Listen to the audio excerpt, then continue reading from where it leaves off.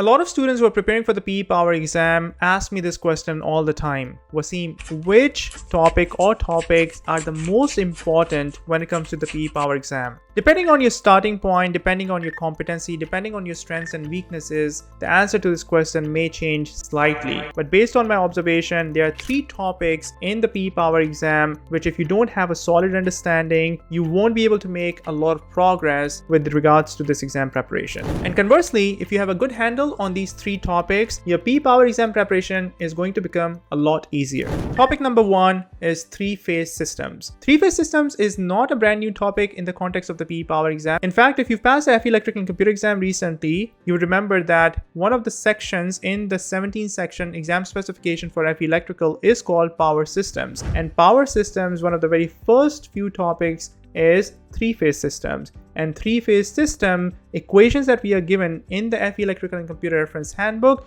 sort of carry over to the PE Power Reference Handbook, which means that you already have a fundamental from the FE exam, fundamental understanding of 3-phase systems. In the context of the PE Power exam though, you really need to firm it up. You really need to cement that understanding, because the nature of the questions that can be asked on the PE Power exam are notoriously conceptual, theoretical, and difficult as compared to the FE Electrical and Computer exam. But if you have a solid understanding of 3-phase systems, which in my PE Power program, I help students develop that solid understanding by means of detailed derivations of the Y configuration, delta configuration, the transformation, and a whole bunch of high quality practice problems, then your preparation for the PE Power exam is going to become a lot easier. 3-phase systems are going to show up over and over and over again, whether you're dealing with induction motor, whether you're dealing with induction generator, whether you're dealing with synchronous generator or synchronous motor or transformer equivalent circuits, your fault analysis, transmission line models, power flow, power system stability, they are going to appear anywhere and everywhere.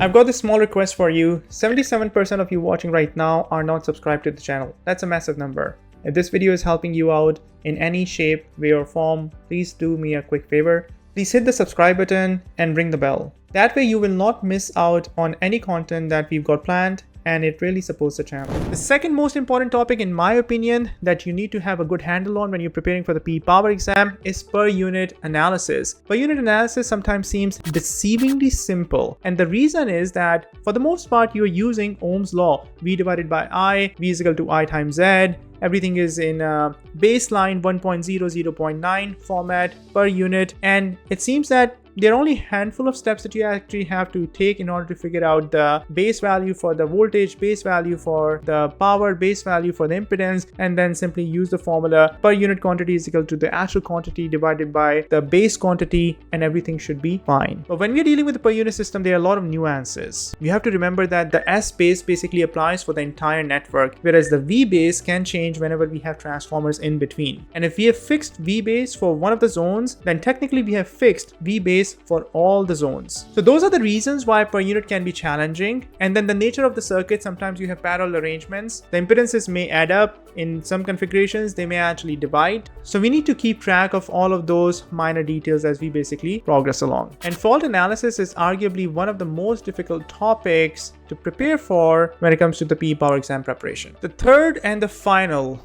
most important topic when it comes to the PE Power exam preparation is symmetrical components. Symmetrical components is probably one of the most abstract concepts. You might have been introduced to symmetrical components in your undergraduate engineering, maybe in your graduate engineering, and if you go back in time, chances are that it probably never properly resonated with you. A lot of students who go through my PE Power exam preparation program routinely tell me that, Wasim, it's the first time ever that I'm able to properly understand symmetrical components. Because if we take a purely mathematical approach and use the matrices to go from phase values to symmetrical component values and vice versa, we basically miss the big picture view of what we're trying to do. Symmetrical components come into play when we have unbalanced power system, because every phase is then going to be impacted differently. The reason why sequence components is so important is because when we deal with fault analysis